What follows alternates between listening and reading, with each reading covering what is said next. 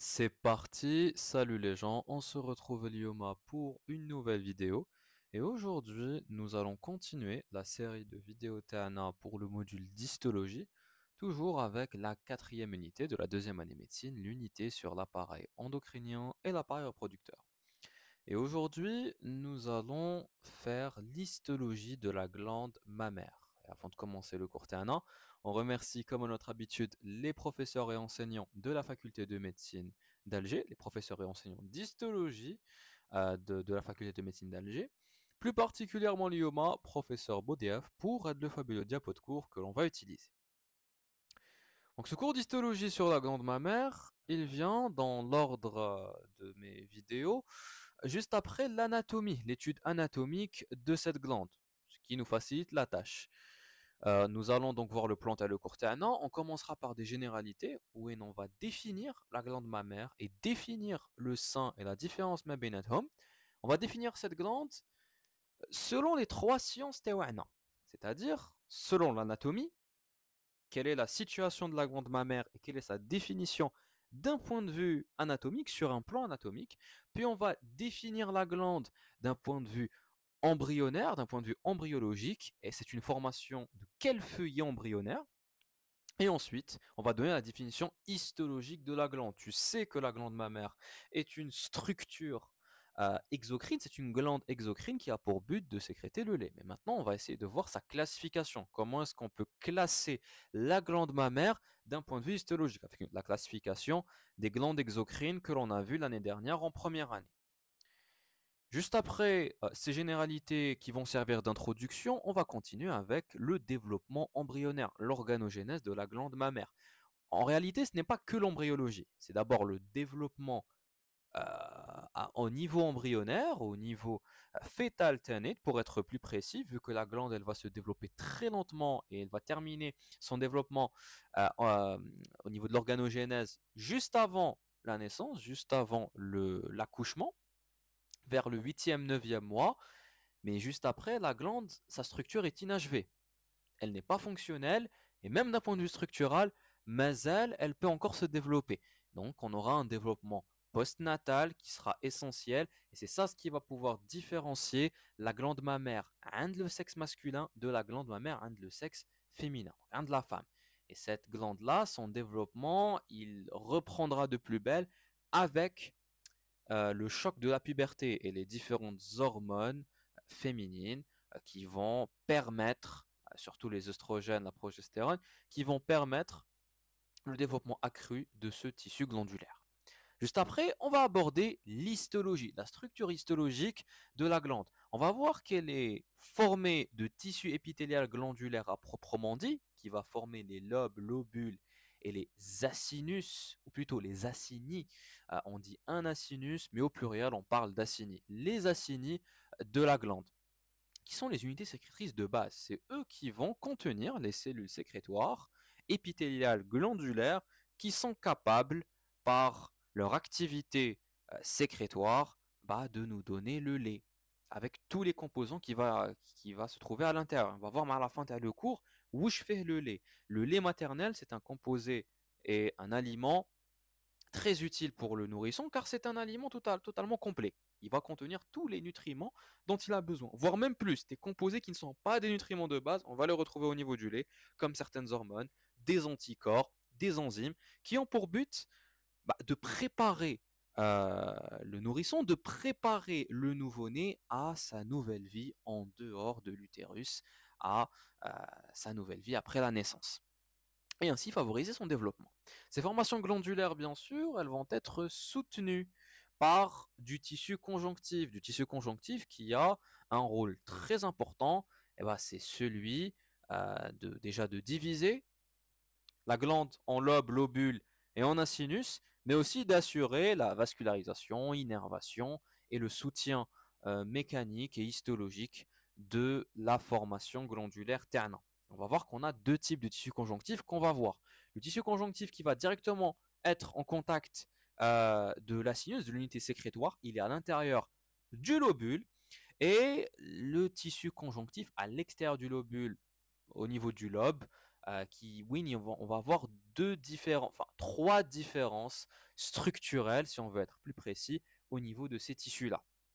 C'est important à maîtriser pour ensuite, juste après avoir maîtrisé la structure histologique de la glande, parler des variations morphologiques qu'elle peut subir.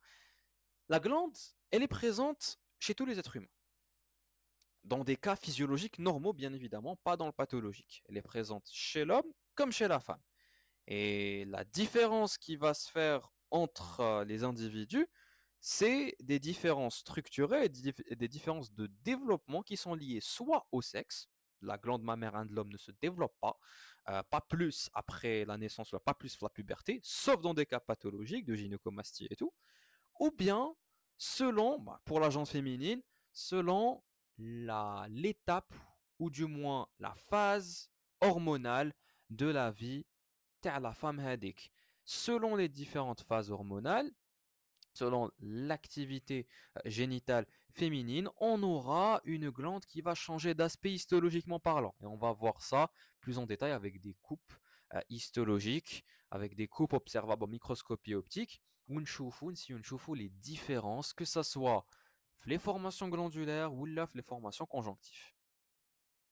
Vers la fin, on abordera le cycle sécrétoire. Comment est-ce que les cellules épithéliales glandulaires sont capables de sécréter et est-ce qu'elles vont suivre un rythme, des étapes, des phases spécifiques pour sécréter et produire et excréter le lait et qu'est-ce qui va pouvoir contrôler ce cycle sécrétoire. Bien sûr, le contrôle, il sera hormonal et il sera même régi par les deux systèmes endocriniens et nerveux avec un arc réflexe lié à un stimulus extérieur qui n'est rien d'autre que la tétée, le fait est de la succion du mamelon. Cet acte qui est commis donc par le nouveau-né impactera directement l'éjection et l'entretien de la lactation. C'est ce qu'on verra vers la fin. On terminera le cours TANA avec une petite conclusion sur les anomalies de développement de cette glande, même si elles ont déjà été vues en anatomie. Donc, commençons avec nos généralités qui vont nous servir d'introduction. La glande mammaire, c'est une glande exocrine. Une glande exocrine qui est paire, on en a deux. Elle se trouve dans un organe un peu plus complexe chez la femme qui va s'appeler le sein. Ce sein, c'est un organe qui est considéré comme faisant partie de l'appareil sexuel féminin. Pour être plus exact, c'est l'un des caractères sexuels secondaires qui va venir et se développer à la puberté. C'est un organe complexe qui est constitué de plusieurs structures. Ce sein d'ailleurs, il va se situer où d'un point de vue anatomique? Et sa situation, elle se fera dans la région thoracique. Il est annexé, c'est une formation cutanée, il est annexé à la peau de la paroi antérieure, antérolatérale du thorax. Et bien sûr, on en a deux. Dans les cas physiologiques normaux, on peut avoir des seins surnuméraires de par une anomalie de développement, et on va très vite le comprendre, ou bien carrément ne pas avoir de glande mammaire et ne pas avoir de sein. C'est une pathologie et elle est assez rare. Donc on va définir cette glande mammaire sur un plan anatomique. On prend un schéma qui nous montre une coupe sagittale sur le sein. Le sein, comme on a dit, c'est un organe assez complexe. Il est composé de trois structures. La première structure, c'est de la peau. C'est le revêtement cutané qu'on va appeler le tégument mammaire et qui va nous donner une différenciation importante à son centre. C'est la plaque aréolo-mamelonnaire. Tu sais qu'au centre du sein, on va avoir un disque, un cercle cutané, un cercle de peau qui est légèrement foncé, légèrement coloré, plus coloré que la peau. On dit qu'il est plus pigmenté. C'est ce qu'on appelle l'aréole. Et cette aréole-là, le boutéo qui va sortir, qui va faire saillie, qui va être évaginé, c'est ce qu'on appelle le mamelon. Dans le langage et le jargon courant familier, on appelle ça le téton.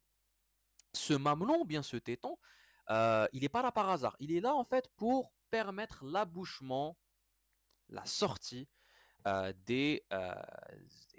l'ouverture des canaux galactophores, les canaux qui vont transporter le lait, la glande mammaire.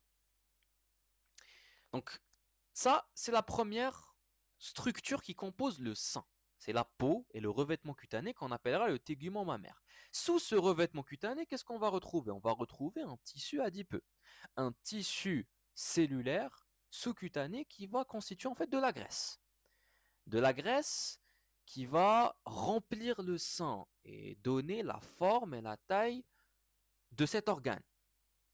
Il va recouvrir un tissu qui est du coup sous-jacent, donc un tissu qui est en arrière de ce qu'on appelle la graisse préglandulaire. C'est le tissu glandulaire proprement dit, c'est la glande mammaire tana. Donc la glande mammaire n'est rien d'autre qu'un des constituants du sein, qui est un organe considéré comme faisant partie de l'appareil sexuel féminin secondairement, vu qu'il arrive avec les caractères secondaires à la puberté. Donc ça, c'est la définition anatomique. On peut donner une deuxième définition sur le plan embryologique. Et la définition embryologique, elle vient en s'appuyant sur l'origine, sur le feuillet d'origine. La glande mammaire, c'est une structure, un organe ectodermique qui a pour origine l'ectoblaste. Ça serait vrai si on prend en considération que la partie glandulaire, que la formation glandulaire, le tissu épithélial sécrétoire à proprement parler. Pourquoi? Parce que la glande mammaire, elle est aussi constituée de tissu conjonctif. La partie conjonctive n'est pas issue de l'ectoblaste. Elle n'est pas d'origine ectodermique, elle est d'origine mésodermique. Ce qui fait qu'on va considérer la glande comme étant une structure et un organe ayant une double origine. Ectodermique pour le tissu épithélial glandulaire et mésodermique pour le tissu conjonctif qui va venir soutenir et assurer la vascularisation et l'irrigation de la glande. Troisième définition, c'est une définition histologique. Sur un plan histologique, on peut définir la glande par le biais de sa classification. On sait que c'est une glande exocrine, une glande qui par définition produit et sécrète un produit, une matière, un liquide ici qui sera le lait qui est destiné à l'extérieur. Ce n'est pas un produit qui va aller dans le sang. Glande exocrine. Sa forme, la forme de ses unités sécrétrices, ce sera, on considère que c'est des acinus, ou bien des alvéoles, ou bien on peut carrément dire tubulo-acineuse, tubulo-alvéolaire. Les unités sécrétrices TEOHA vont former des cul-de-sac sphériques formant des acinis, au pluriel donc, et si ces cul-de-sac sont relativement gros, on peut même les appeler des alvéoles. C'est la forme de classification de la glande.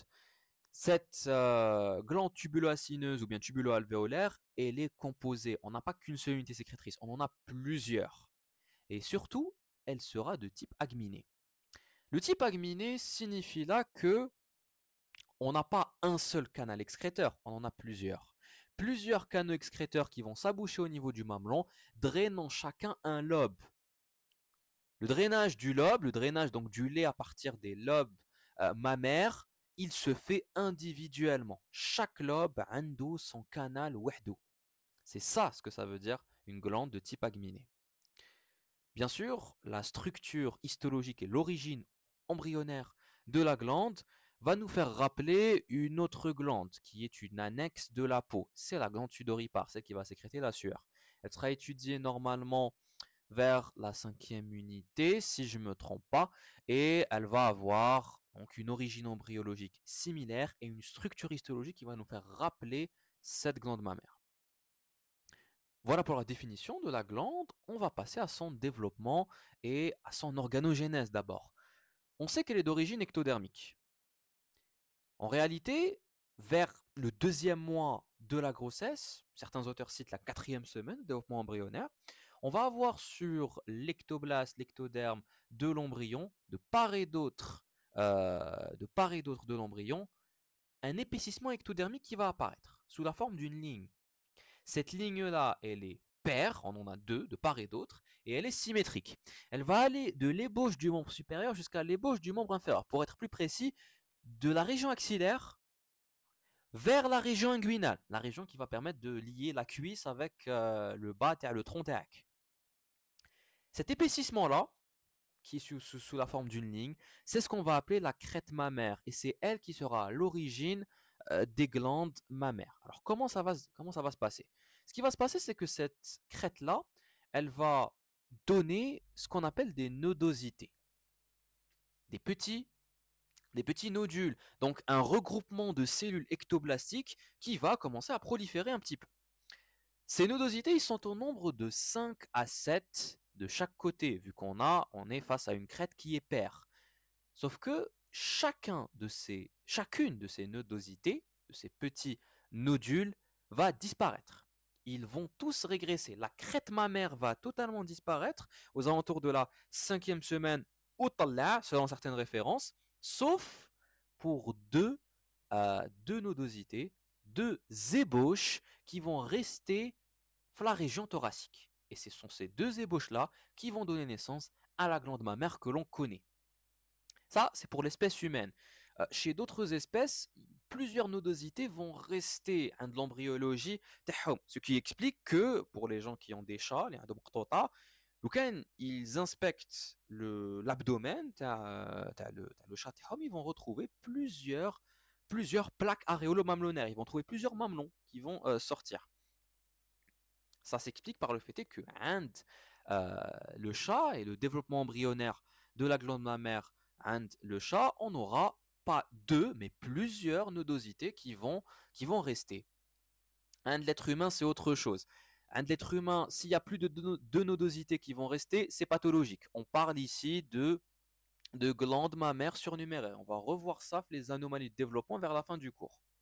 Donc, si on a un problème de développement des glandes mammaires avec une glande en trop ou bien une absence de glande, tu sais automatiquement que le problème il va se situer au niveau de la crête, du développement, de la régression ou pas de la crête mammaire. Et on peut facilement deviner l'emplacement générique des glandes surnuméraires. Elles vont généralement se placer dans la région terre-les-self, le creux axillaire au début, ou là, dans la région de l'aine, au niveau de la région inguinale, proche de la région pubienne. Ça, c'est pour la crête mammaire. Cette crête-là, comme on a dit, elle va laisser que deux ébauches, deux nodosités qui vont rester au niveau thoracique. Ces nodosités ils vont se développer selon 3 stades de développement. Donc, le premier stade, c'est le stade de bourgeon plein. Le bourgeon mammaire que l'on voit ici, c'est un ensemble, un amas de cellules ectoblastiques, ectodermiques qui est en train de proliférer, qui va commencer à proliférer à l'intérieur du mésenchyme. Il va s'enchasser dans le mésenchyme sous-jacent. Donc, ce bourgeon-là, c'est le bourgeon mammaire primaire qu'on appelait avant le champ glandulaire de His. Il est observable chez certaines sources au niveau de la 5e semaine de développement embryonnaire. Si tu prends en considération le cours d'anatomie ternant. Ensuite, ce bourgeon mammaire, il va continuer à se développer, bien sûr, et il va se ramifier, donnant l'ébauche du réseau de l'arborisation canalaire. C'est-à-dire qu'on va commencer à avoir des cordons qui vont se ramifier, des branches qui vont sortir. Ces branches-là, c'est bien sûr des cellules ectoblastiques qui continuent à proliférer à l'intérieur du mésenchyme, donnant des cordons cellulaires pleins. C'est le deuxième stade, le stade de cordon cellulaire plein. Il est observable aux alentours du 5e mois in utero. Et tu vois que le développement il est très très lent.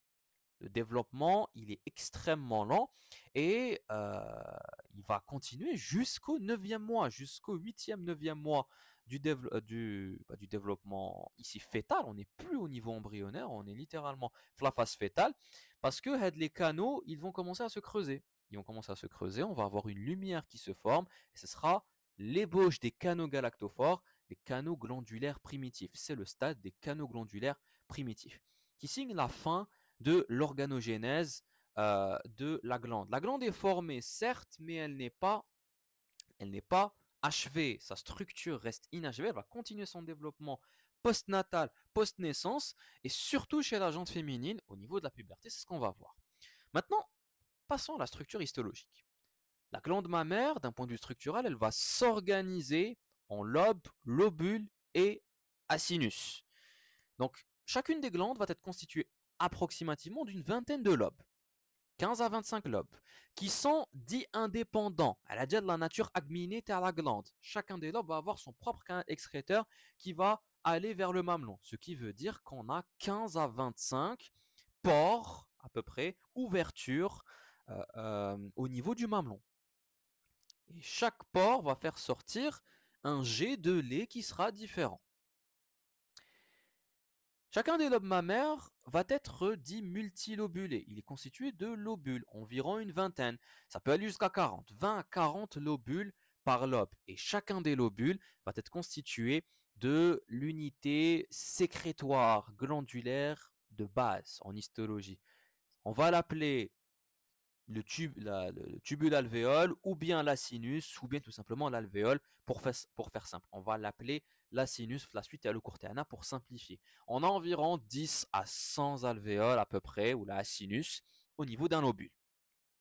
Cette glande-là, comme on a dit, elle est de type agminé. Elle a gel justement ces canaux excréteurs qui vont drainer chacun des lobes. Sur cette vue sagittale, sur ce schéma qui nous montre une vue sagittale du sein et automatiquement de la glande mammaire, on voit que la glande mammaire, effectivement, elle est composée, elle va être constituée de plusieurs lobes qui sont chacun drainés par un canal. Ici, on observe combien de lobes? On observe 3 lobes, fait le schéma, à la présence de 3 canaux.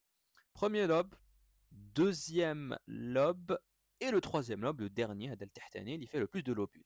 Chacun des lobes va être constitué de lobules qui sont facilement distinguables. Ici on en a 3, ici on en a 2, et ici on en a 1, 2, 3, 4, 5. Donc on a 5 lobules à ce niveau-là. Et chacun des lobules sera constitué d'unités sécrétrices de base qui sera la sinus ou l'alvéole. Ça va former la glande à proprement parler, la formation glandulaire. Et autour de cette formation glandulaire, on aura du tissu conjonctif qui va venir créer des septums pour diviser la glande en plusieurs compartiments, en lobes, lobules et acinus justement. Et ce tissu conjonctif, on va l'étudier parce que c'est une partie de la glande mammaire à proprement parler. Ici, un autre schéma qui nous montre la disposition lobe, lobule, acinus. Donc, en rouge, c'est le lobe, constitué d'un ensemble de ce que tu vois ici en bleu, qui sont les lobules. Et au niveau du lobule, tu vas retrouver le cul-de-sac sphérique qui va signer la fin du canal. C'est ce qu'on appelle la sinus ou l'alvéole, ou là le tubulo-alvéole, si tu veux.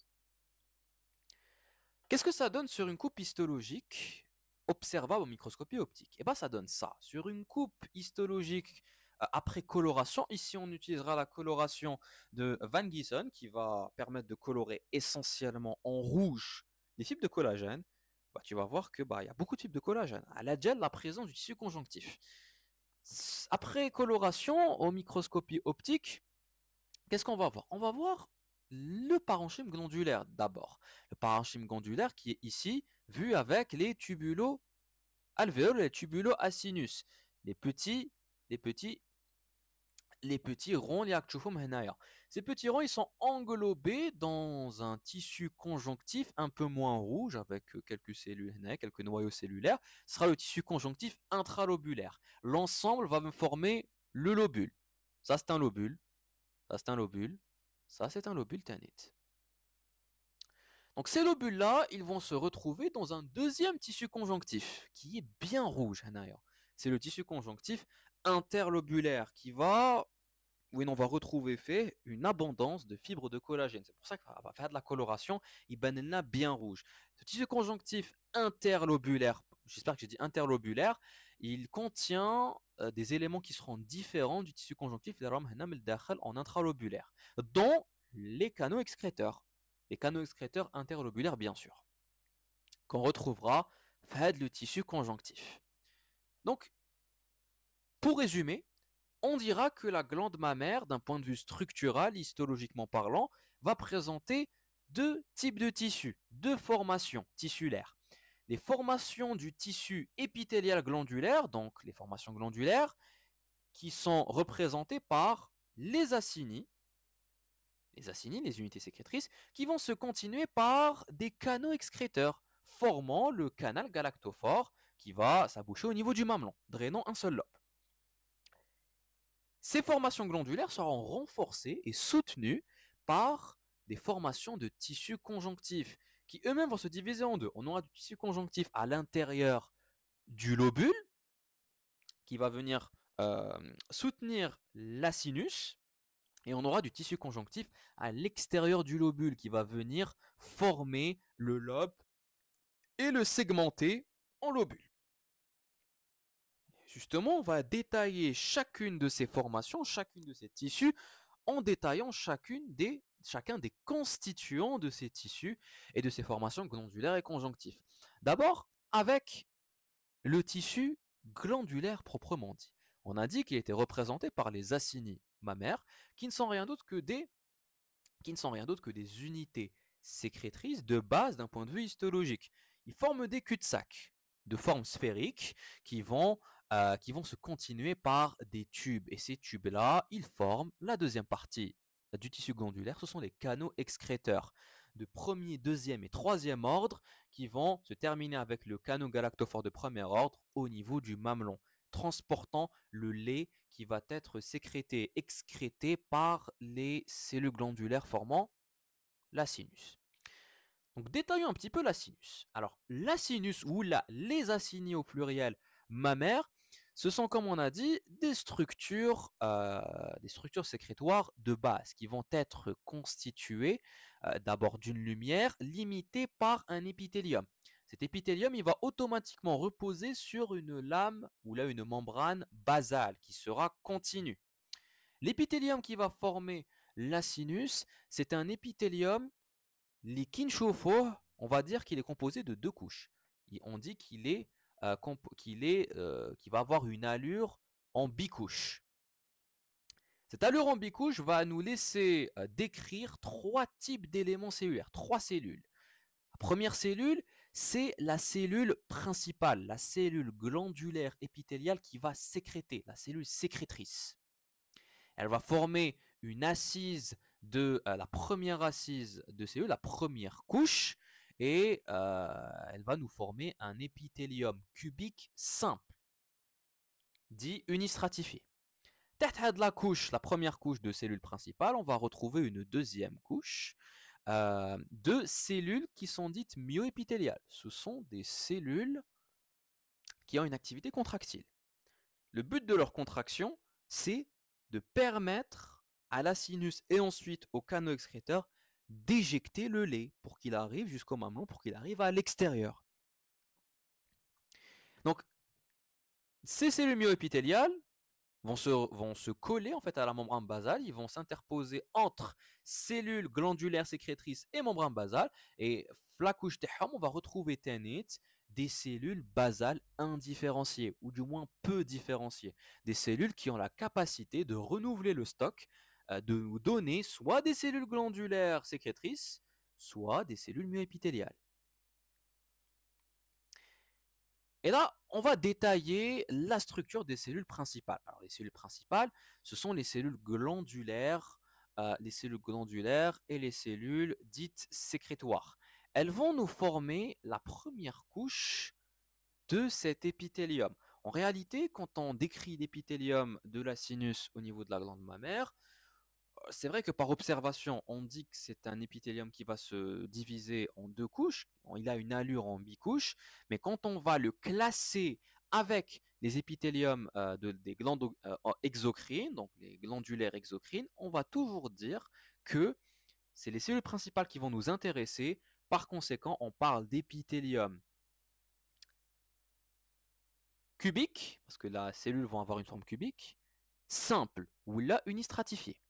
Parce que c'est eux qui vont nous intéresser. Les cellules myoépithéliales ne vont pas rentrer la classification avec la stratification et le nombre de couches de l'épithélium. Donc ces cellules-là, elles ont au microscopie optique une allure cubique. Lorsqu'elles vont sécréter et avoir une action sécrétoire kbera, une activité très élevée, elles vont devenir cylindriques, elles vont devenir très très hautes. On va le voir juste après. Leur allure va donc changer selon leur état de fonction, selon leur physiologie, selon leur cycle sécrétoire, et elles vont être toujours agencées en une seule couche, formant donc un épithélium unistratifié. Elles vont toujours regarder vers la lumière et leur cytoplasme sera basophile, c'est-à-dire qu'il va être rempli de protéines. La sécrétion et la synthèse protéique, elle est très élevée, car c'est une cellule glandulaire. Elle sera riche en inclusion protéique, déjà, avec des grains de sécrétion qui forment des protéines associées à des glucides, donc des glycoprotéines, mais aussi des inclusions lipidiques, des vacuoles lipidiques, des gouttelettes lipidiques, si on peut dire ça comme ça. Des gouttelettes lipidiques qui auront un mode d'excrétion assez particulier, qui va caractériser l'excrétion des cellules glandulaires mammaires. Ça, c'est en microscopie optique. On ne voyait pas grand-chose. En microscopie électronique, on peut observer et étudier l'ultrastructure des cellules. C'est ce que tu vois sur le schéma de droite. Alors, l'ultrastructure de la cellule principale sécrétoire au niveau de la sinus, elle va présenter quoi? Déjà, dans un premier temps, la membrane plasmique, on va remarquer qu'elle a plusieurs microvillosités. C'est une spécialisation c'est une spécialisation au niveau apical. Une membrane plasmique avec beaucoup de microvillosité au pôle apical, ça nous montre quoi? Ça nous montre qu'elle excrète énormément. Et donc, elle a une activité sécrétoire talard. Pour le noyau, on va remarquer au niveau du noyau une chromatine en masse. Ça nous montre une activité ténite au niveau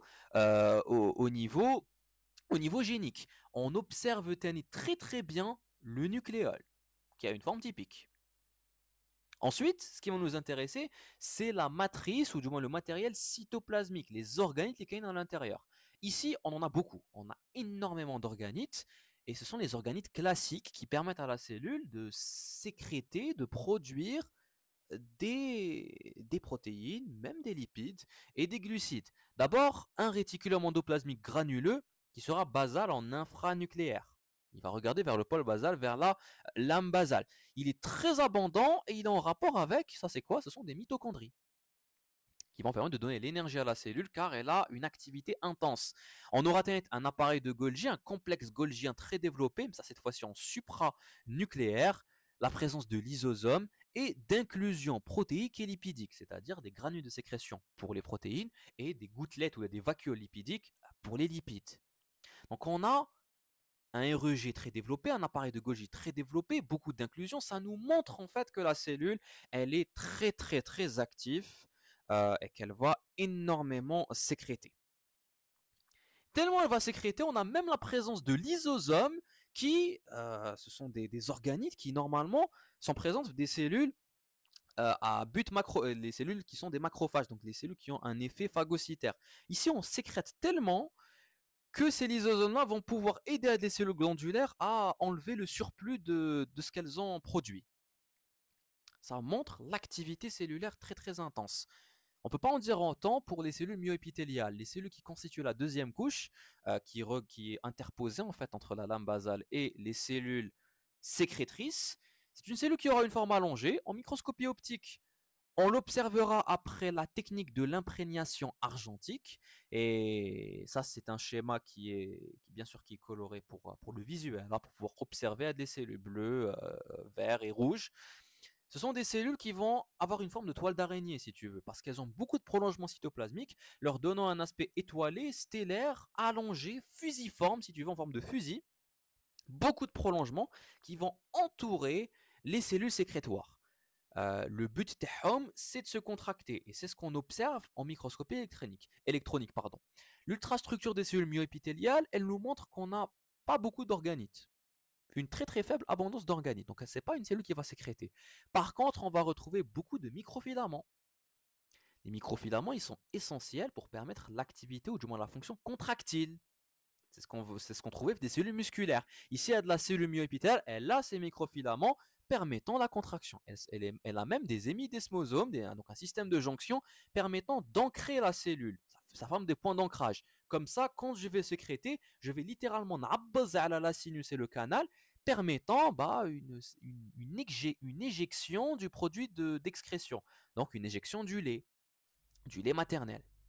On a même vu des microvésicules de pinocytose qui regardent vers la cellule glandulaire. Mais ce qui est le plus important à retenir, c'est surtout ces microfilaments-là, avec les hémidesmosomes, qui permettent d'assurer la fonction de la cellule myoépithéliale, qui a un rôle contractile, bien sûr, très important. Pour les cellules basales, la troisième cellule, le troisième type cellulaire qui constitue l'épithélium de la sinus, ce sont des cellules peu différenciées, des cellules indifférenciées. Le but, c'est de renouveler le stock. On peut les considérer comme un type de cellules souches qui vont, par mitose et différenciation, nous donner soit les cellules glandulaires, sécrétrices, les cellules principales, soit les cellules myoépithéliales, pour assurer donc la contraction musculaire, initiant ainsi l'éjection du lait. Ça, c'était l'acinus, l'unité sécrétoire de base. On a vu que son épithélium, il n'avait rien d'extraordinaire. Les cellules TAO, elles avaient chacune la structure تاعهم obéissait à la fonction qu'elles allaient donner. Les cellules sécrétoires عندهم beaucoup d'organites pour sécréter, les cellules myoépithéliales عندهم des microfilaments pour se contracter. Ici, on passe aux canaux excréteurs. Et ces canaux excréteurs, c'est la deuxième partie de la formation glandulaire de la glande mammaire TANA. Ce sont les canaux galactophores ou lactifères. Alors ces canaux-là, ils vont se ramifier et s'arboriser en diminuant à chaque fois de calibre. Tout d'abord, on a le canal galactophore de premier ordre. Ce canal-là, c'est celui qui va drainer le lobe. Et c'est lui qui va s'aboucher au niveau du mamelon. Avant de s'aboucher au niveau du mamelon et devenir le canal mamelonaire, on a un élargissement qui va se faire, qui n'a pas été décrit par tout le monde, par tous les auteurs, mais un élargissement qui peut être présent, c'est le sinus lactifère. Ce canal galactophore de premier ordre, il est issu en réalité de la réunion, de la réunification de des canaux galactophores de deuxième ordre. C'est les canaux qui vont drainer les lobules. Ce sont les canaux interlobulaires, dits de deuxième ordre, qui eux-mêmes vont venir de la réunion des canaux qui sont à l'intérieur des lobules, qui ont pour but de drainer les acinis, pardon, au pluriel. Ce sont les canaux de troisième ordre. Donc voilà l'arborisation et la classification des canaux excréteurs lactifères ou galactophores. D'un point de vue histologique, leur épithélium, qu'est-ce qu'il a d'intéressant? Pour le canal excréteur de plus petit calibre, hein, le SRERGA de troisième ordre, l'intralobulaire, il y a le lobule qui va drainer la sinus, son épithélium, il shebah bzaf l'épithélium de la sinus, justement. Il a une assise de cellules cubiques et il a une autre deuxième assise, donc deuxième couche, de cellules myoépithéliales. Les cellules myoépithéliales, il n'y a rien à dire, ils sont toujours fusiformes, ils sont disposés axialement, et le tout de l'épithélium va être renforcé par une lame basale qui est elle-même entourée et enrichie d'une gaine de fibres élastiques. La différence, elle va se faire où? La différence, elle va se faire les cellules cubiques, Hadouma. Ce pas des cellules qui vont avoir un rôle sécrétrice. Ou parce qu'elles sont très pauvres en organites. La sinus, c'est lui qui sécrète. Hadouma, elles ont juste pour but de continuer le trajet, de commencer à former le canal excréteur. Ensuite, pour le canal de deuxième ordre, oui, le canal interlobulaire qui va drainer le lobule. C'est un canal qui va avoir les mêmes caractéristiques globalement, à deux différences près. Les cellules qui étaient cubiques deviennent prismatiques, elles deviennent plus hautes. Le canal commence à devenir un peu plus grand. Il a un calibre kbir parce que les cellules sont devenues plus hautes. Et il s'enrichit en fibres de collagène pour renforcer la structure TAO. Et pour le canal de troisième ordre, c'est encore pire en fait, parce que l'extrémité distale TAO, le canal galactophore, quand il va s'aboucher au niveau de son port et de son orifice au niveau du mamelon, il va avoir un épithélium de type épidermoïde, c'est-à-dire l'épiderme, c'est-à-dire qu'il est cutané, il la peau, plusieurs couches de cellules.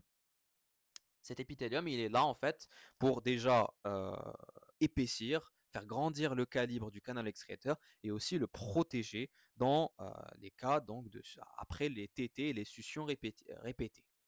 Pour protéger le tissu interne, donc le tissu de revêtement, le tissu épithélial, pour que ça soit un peu plus renforcé.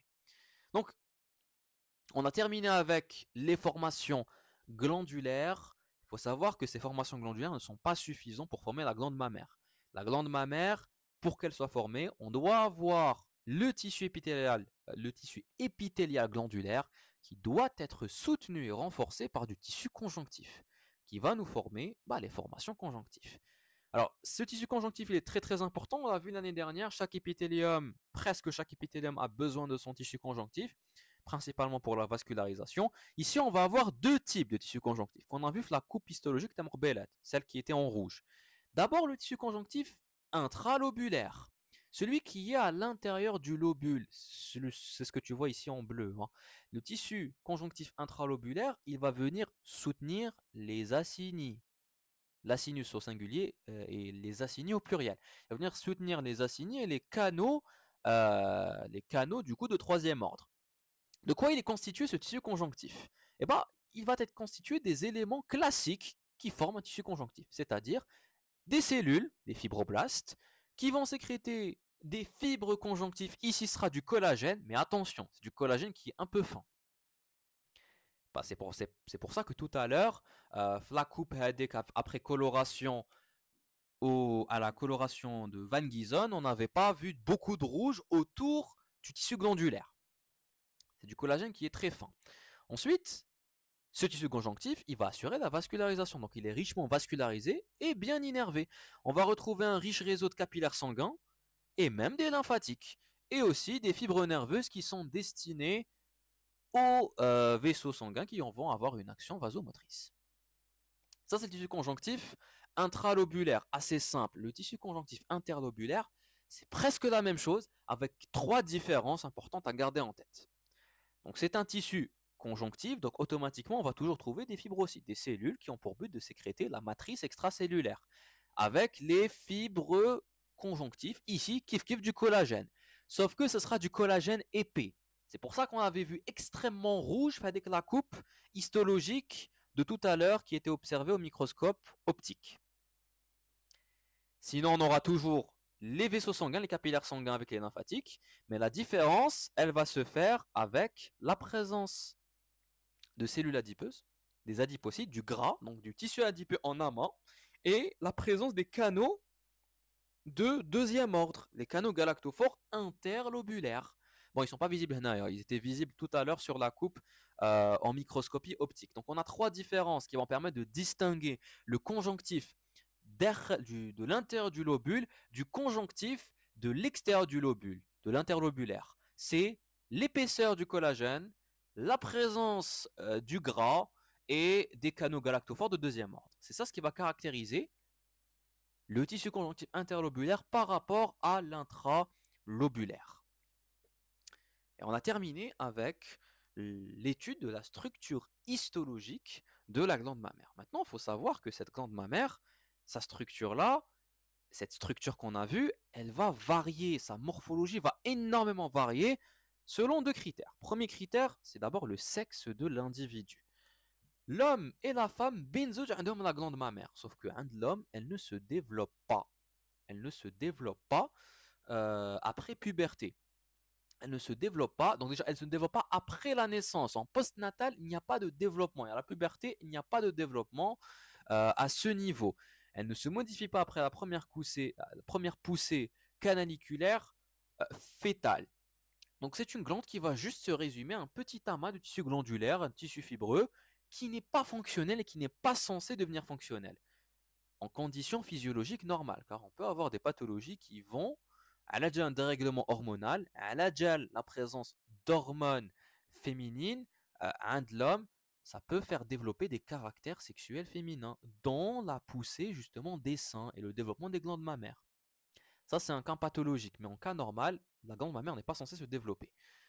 De la femme maintenant, on a un deuxième critère de variation morphologique, c'est l'état ou l'étape hormonale flavie féminine, l'activité génitale, l'activité sexuelle, qui va faire varier le pourcentage, la proportion de tissu glandulaire et de tissu conjonctif. Fleurepot. Ici, on a des coupes histologiques qui nous montrent des... Bon, le schéma, il est un peu flou, mais tu as réussi à distinguer globalement les couleurs et les formes. On a des coupes histologiques observables en microscopie optique, et cette fois-ci, c'est une coloration standard que l'on connaît, la coloration à l'HE, à l'hématéine néosine. Qu'est-ce qu'on va voir? On va voir qu'au repos, la glande mammaire, elle est très peu développée. Les acinus que tu vois ici, qui forment des lobes, ici c'est une coupe qu'on observe au niveau d'un lobe, ici ça forme des lobules en réalité, ces lobules adomas sont très très peu développés au repos. Et même le tissu conjonctif, il n'est pas si développé que ça. Par contre, au niveau de la période de grossesse, la période de lactation, qu'est-ce qu'on va observer? Déjà, on a l'apparition du tissu adipeux, on le voit alors qu'ici on ne le voyait pas, et on a le développement accru ici des acini, pardon, avec les lobules qui sont bien développés, qui ont grandi, qui se sont développés, et le tissu conjonctif ténite. Pour la période d'allaitement, le tissu glandulaire il est à son prime. Les acinus et les lobules se sont développés au maximum. Et tu remarqueras que le tissu conjonctif, il a légèrement laissé sa place. Il a laissé sa place pour le tissu glandulaire. Parce qu'on a besoin de euh, de la fonction sécrétoire en priorité pour pouvoir allaiter le bébé. On a besoin de fabriquer du lait très rapidement. C'est ici que l'activité sécrétoire des cellules glandulaires sera à son maximum, à son apogée, à son prime. Donc, si on veut être plus précis sur la description des variations morphologiques de la jante féminine, on va dire que avant la puberté, l'enfance donc, la glande mammaire a celle de l'homme.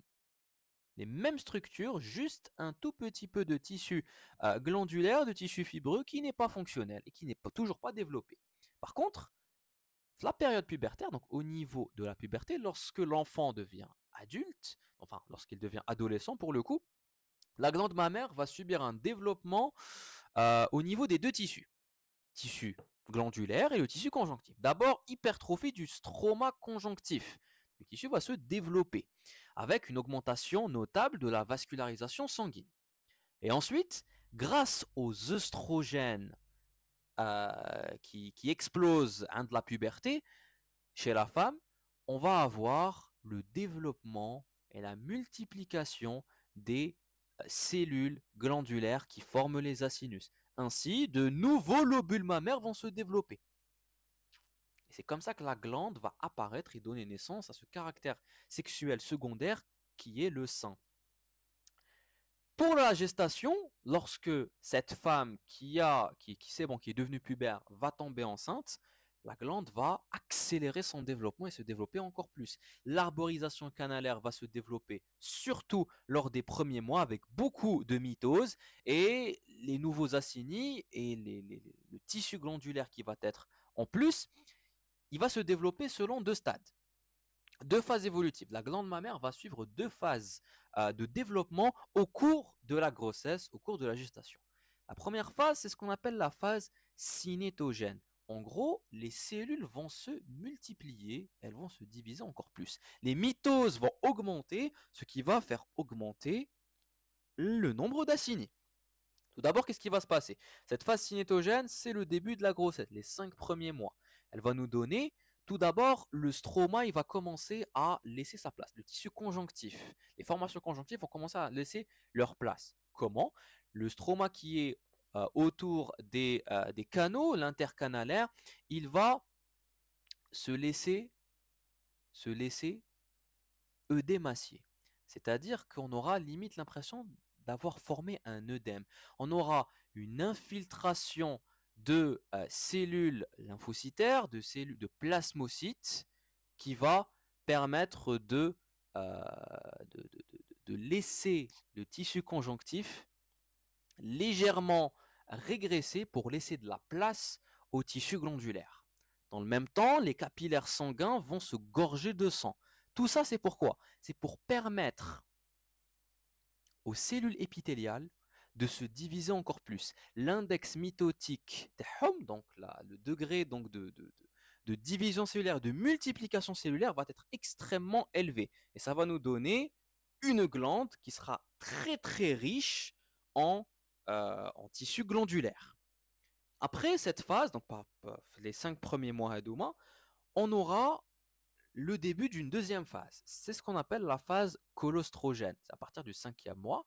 Et on va arrêter, fin de la phase, on va arrêter l'activité mitotique, donc les divisions et la multiplication cellulaire va s'arrêter.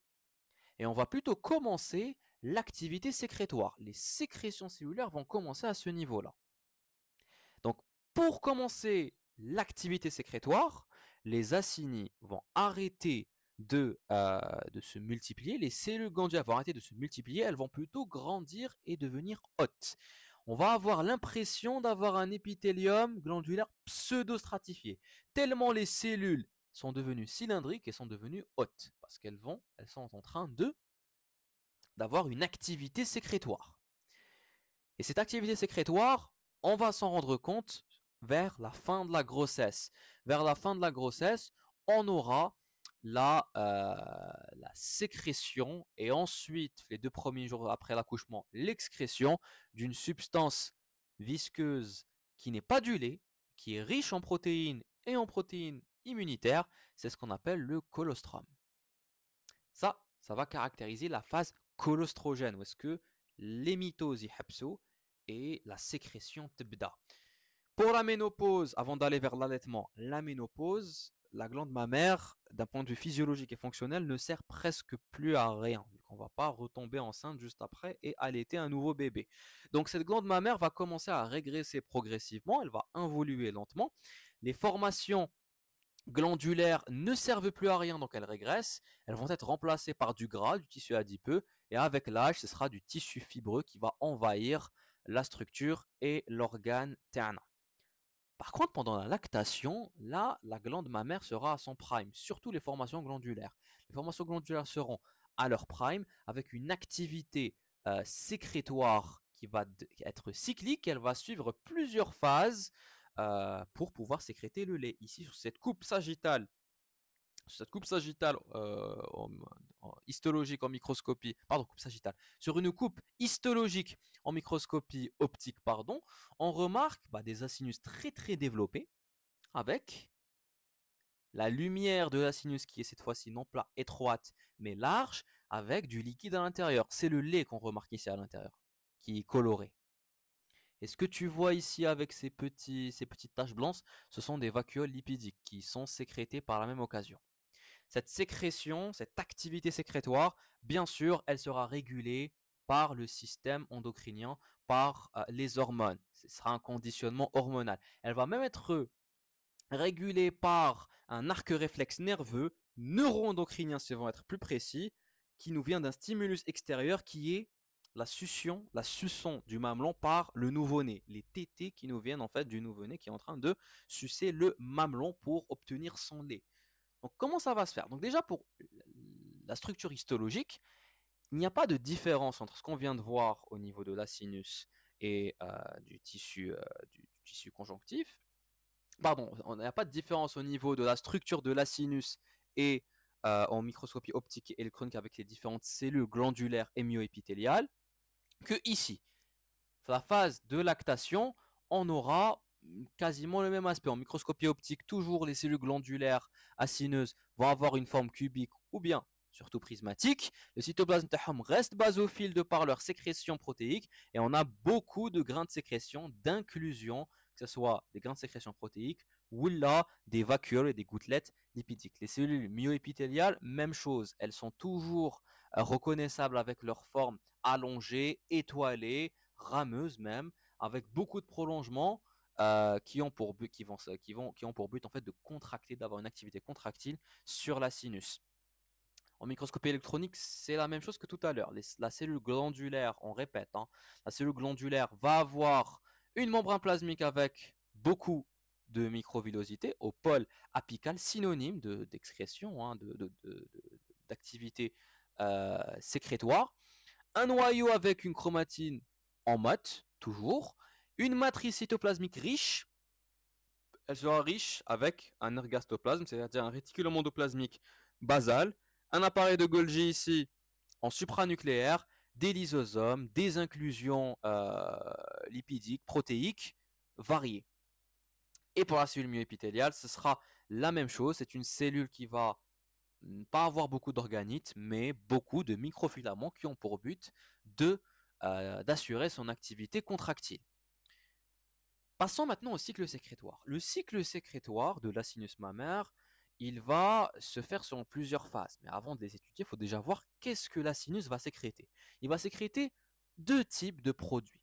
La première sécrétion de l'acinus, ce sera le colostrum, qui est aux 2 premiers jours qui vont suivre l'accouchement. C'est un liquide qui va être riche en anticorps et en cellules immunitaires. Et après ces 2 premiers jours post-accouchement, post-natal, on aura une sécrétion de lait, la sécrétion lactée. Et le lait, c'est l'aliment le plus complet qu'on a à disposition pour le nouveau-né, parce qu'il va contenir tous les composants nutritifs et pas nutritifs, c'est-à-dire des composants en plus, qui vont aider à son développement. Alors pour les composants nutritifs, ce sera les macronutriments, c'est-à-dire protéines, lipides, glucides. Et pour les glucides, on va citer essentiellement le sucre le lait, c'est le lactose. Et pour connaître les composants nutritifs, on a des minéraux, oligoéléments, vitamines, etc.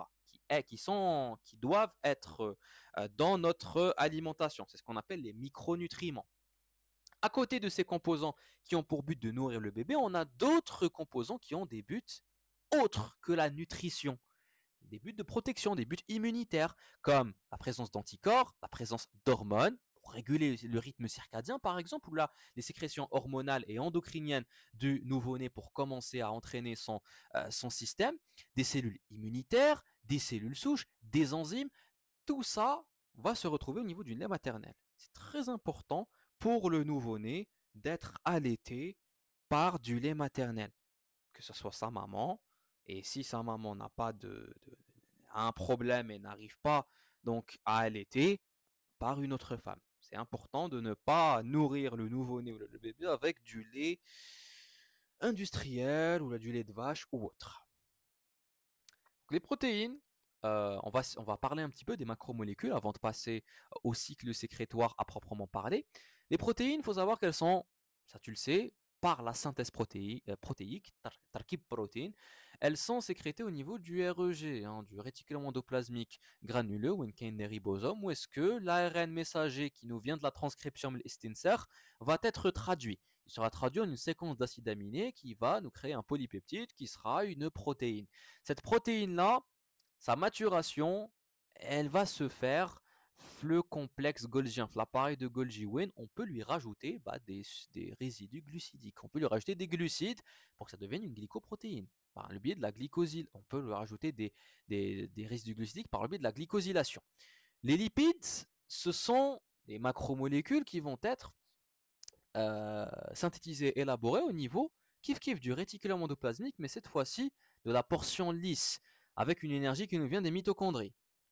C'est pas pour rien que le réticulum endoplasmique il a un rapport en le pôle basal avec les mitochondries. Ces lipides-là vont être stockés dans des gouttelettes, dans des vacuoles lipidiques qui vont ensuite aller vers le pôle apical pour se préparer à leur excrétion qui sera un peu spéciale. Les glucides, eux, sont synthétisés les mitochondries et l'appareil de Golgi et généralement ils vont s'incorporer avec les protéines au niveau des grains protéiques. Donc les protéines et les glucides, il faut savoir qu'ils vont être excrétés selon un mode spécifique qui ne va pas toucher à l'intégrité de la cellule. La cellule, elle va faire sortir les protéines et les glucides sans rien sacrifier de sa structure et de sa morphologie. C'est le mode mérocrine. C'est une simple exocytose. C'est une sécrétion de type exocytose qui va permettre de respecter, de sauvegarder l'intégrité structurelle de la cellule. On ne peut pas en dire autant des lipides. Les lipides, les vacuoles lipidiques, les gouttelettes lipidiques, quand ils arrivent au pôle apical, elles vont être excrétées par un mode apocrine. Le mode apocrine, c'est la décapitation de la cellule. C'est-à-dire qu'on va prendre la vacuole lipidique, elle va sortir avec une partie de la membrane plasmique et une partie du cytoplasme. Ça va toucher à l'intégrité structurelle de la cellule. Et c'est ce qu'on va voir plus en détail avec l'activité cyclique de la sécrétion de ces cellules-là. Donc, il faut savoir que l'acinus, avec ses cellules, l'acinus mammaire avec ses cellules glandulaires sécrétoires, va suivre un cycle pour pouvoir sécréter le lait. Ce cycle-là, il va être composé de 3 phases. Une première phase qui sera une phase de repos. Les cellules, on ne remarquera pas de vacuoles ou bien de grains de sécrétion visibles. Et les cellules auront un aspect cubique. Ça veut dire qu'elles sont en repos. Deuxième phase, c'est la phase d'élaboration, la phase de synthèse et de sécrétion. Les cellules commencent à devenir hautes, elles ont une forme cylindrique et on observe des inclusions protéiques, des grains de sécrétion et des inclusions lipidiques, des vacuoles et des gouttelettes lipidiques qui sont d'abord en infranucléaire puis en supranucléaire qui se dirigent vers le pôle apical pour se préparer à la troisième phase qui est la phase d'excrétion. Cette excrétion-là, elle sera de deux types. Elle aura deux aspects. Tout d'abord, on a une excrétion spontanée qui va se faire dans l'intervalle des tétés. Ça veut dire que entre la succion, entre les différentes pauses goûters, où là les repas, tu as le nouveau-né où est-ce qu'il va sucer le mamelon et téter pour avoir son lait, on aura une excrétion spontanée qui ne sera pas provoquée des protéines et des glucides par le biais de la sécrétion mérocrine. sans toucher à la cellule, sans effraction cellulaire. L'intégrité de la cellule, elle restera cylindrique avec son cytoplasme et sa membrane plasmique. À l'inverse, on a une deuxième excrétion qui, cette fois-ci, est déclenchée par la tétée, c'est l'excrétion provoquée. Elle est provoquée par la tétée, par la succion du mamelon par le nouveau-né. Cette excrétion provoquée, elle va permettre d'excréter les vacuoles lipidiques, les lipides, selon une sécrétion apocrine, c'est-à-dire la décapitation de la cellule, avec une partie du cytoplasme et de la membrane plasmique qui part avec les lipides. Ça, c'est le cycle sécrétoire. Et bien sûr, il va être régulé, contrôlé par, bien sûr, les systèmes de régulation hormonale et nerveux. D'abord, il faut savoir que pour la lactation, on va, euh, on va différencier deux éléments. Tout d'abord, deux phases. Tout d'abord, la phase de déclenchement. Qu'est-ce qui va déclencher la lactation après la grossesse? Le déclenchement de la lactation, il est hormonal. C'est la chute des œstrogènes et de la progestérone et l'arrivée de la prolactine, de l'AGH, des corticoïdes, de la thyroxine, l'hormone thyroïdienne et l'insuline qui va permettre de déclencher la lactation. C'est un cocktail hormonal qu'on verra plus en détail en physiologie. Ça, c'est ce qui va permettre de déclencher la lactation. Ce qui va permettre d'entretenir la lactation sur le long terme, c'est l'intervention du système nerveux en synergie avec le système endocrinien, avec un arc réflexe. Le réflexe neuro-endocrinien engendré par la tétée du mamelon, par le nouveau-né. Donc une stimulation externe qui sera justement cette succion du mamelon par le nouveau-né va stimuler les terminaisons nerveuses et ça va constituer le point de départ, l'arc réflexe ternant. De là, cette stimulation nerveuse, elle va remonter jusqu'à l'hypothalamus, le centre de régulation. L'hypothalamus, il permet d'intriquer, de coller, il permet une synergie entre le système nerveux et le système endocrinien. Donc cet hypothalamus, quand il reçoit l'information, ce qu'il va faire, c'est qu'il va sécréter l'ADH par son noyau supraoptique. L'ADH, l'antidiurétique, elle restreint la diurèse, elle va retenir l'eau. L'eau va être retenue en plus au niveau de l'organisme pour permettre, de faire rentrer Hadakelma au niveau du lait. Et les noyaux paraventriculaires vont sécréter l'ocytocine, la fameuse hormone qui est responsable de la contraction des cellules myoépithéliales et ainsi l'éjection du lait. On aura une contraction des cellules myoépithéliales au niveau de la sinus et une contraction des fibres musculaires lisses du muscle aréolo-mamelonnaire que certains considèrent comme étant deux muscles différents, le muscle aréolaire et le muscle mamelonnaire. C'est des fibres musculaires concentriques, circulaires et radiées qu'on a vu en anatomie et les auteurs récemment considèrent que c'est une seule unité, hein, le muscle aréolo-mamelonnaire comme étant un seul et unique muscle.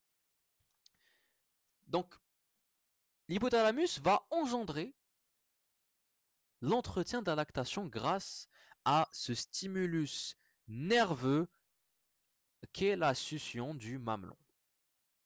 Et voilà pour l'entretien de la lactation et le cycle sécrétoire avec sa régulation et son contrôle hormonal. On termine le court TNA avec quelques anomalies de développement de la glande mammaire. On sait que si on n'a pas de glande mammaire ou si on a une glande mammaire en plus, c'est que c'est un problème au niveau embryonnaire avec la régression ou pas de la crête mammaire. Si on a une glande en plus, on parle de polymastie. C'est une glande surnuméraire. Si on a une glande en moins, on parle, une absence de glande, on parle d'amastie. C'est une maladie assez rare. Si on a un surplus de plaques aréolo-mamelonnaires, une aréole surnuméraire, c'est une polytélie. Et si on n'a pas d'aréole, de plaques aréolo-mamelonnaires, on a une athélie. Bien sûr, ces anomalies-là, elles peuvent être traitées, hein, surtout pour le sein surnuméraire qui doit généralement être enlevé chirurgicalement. Mais la pathologie la plus grave, le sein, c'est bien évidemment le cancer du sein. Et c'est important de dépister le cancer du sein par le biais de la palpation. Voilà, on termine avec une petite morale. Il faut toujours se faire dépister, palper les seins, vérifier s'il y a la présence ou pas d'un nodule, d'une masse, pour détecter au plus vite s'il y a un cancer, s'il y a une tumeur cancéreuse, s'il y a une tumeur maligne, la dépister et la remarquer rapidement pour que le traitement soit avantageux, que le pronostic soit bon. Voilà pour ce cours, j'espère que ça vous a plu. On se retrouve une prochaine fois, Inch'Allah, pour une prochaine vidéo. Portez-vous bien, ala khair, wassalamu alaikum wa rahmatullah.